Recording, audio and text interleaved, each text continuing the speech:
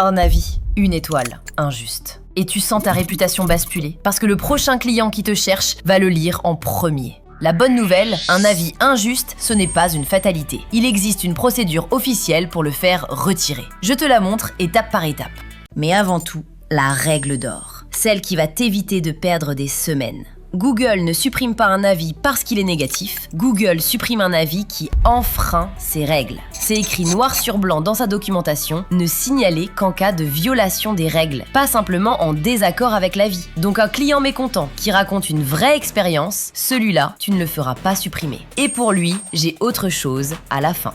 Alors, quels avis peuvent vraiment partir? Google en propose 3 directement au signalement. Hors sujet, l'avis ne parle ni de ta visite, ni de tes services. Spam, un robot, un faux compte ou de la publicité. Conflit d'intérêts, un concurrent, un ancien salarié, quelqu'un de lié à l'établissement. Et s'ajoutent tous les contenus interdits. Insultes et attaques personnelles, harcèlement, propos haineux, langage obscène, contenu sexuel ou violent et les informations personnelles. Si l'avis balance le nom d'un de tes salariés, c'est un motif.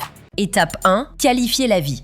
Avant de cliquer, relis-le et pose-toi une seule question. Quelle règle précise est enfreinte? Note-la, parce que c'est exactement ce que tu devras démontrer. Un avis d'un concurrent? Conflit d'intérêt. Un avis qui parle d'un autre commerce? Hors sujet. Une insulte? Contenu offensant. Si tu ne trouves aucune règle, ne signale pas. Passe directement à la réponse publique.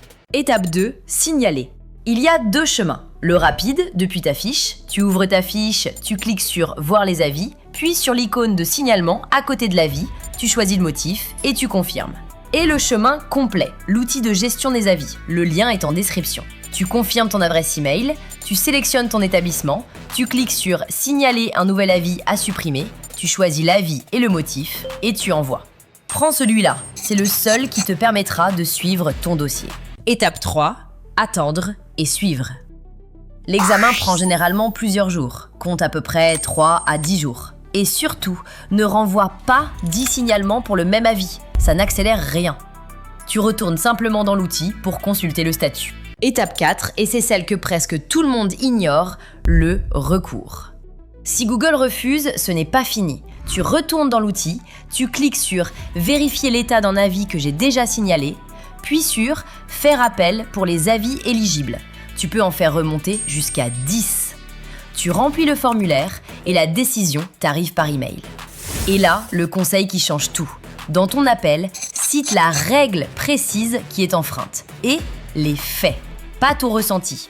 Pas « cet avis est injuste », mais « cet avis émane d'un concurrent » ou « cet avis ne concerne pas mon établissement ».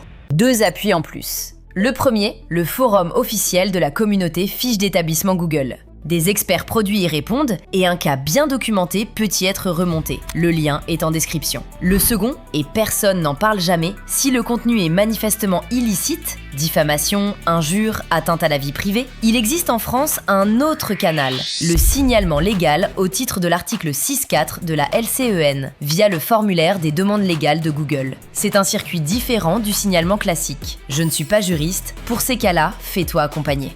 Et maintenant, l'autre chose que je t'avais promise, celle qui compte le plus. Parce que la majorité des avis négatifs ne partiront pas, ils sont réels. Alors ta vraie arme, c'est la réponse. Et retiens bien ceci, tu n'écris pas pour l'auteur de l'avis, tu écris pour les dizaines de prospects qui vont lire. Un avis négatif bien répondu rassure plus qu'une fiche sans aucun avis négatif. La recette d'une bonne réponse en 4 temps. 1. Remercie et reconnais le ressenti sans t'écraser. 2. Donne ta version factuelle en une phrase. 3. Propose de poursuivre en privé ou sur place. 4. Reste court et courtois. Jamais d'agressivité, jamais de détails privés. Et si tu es professionnel de santé, ne confirme jamais que la personne est ta patiente. Le secret médical s'applique aussi dans une réponse publique. Et le vrai rempart sur la durée, c'est la dilution. Un avis négatif sur 5, c'est dévastateur. Le même sur 30, on ne le voit presque plus. Alors garde un flux régulier d'avis authentiques et encourage les photos de tes clients. Authentique, j'insiste. Pas d'avis acheté, pas de cadeau en échange. Ça, Google appelle ça de la manipulation des notes et c'est sanctionnable.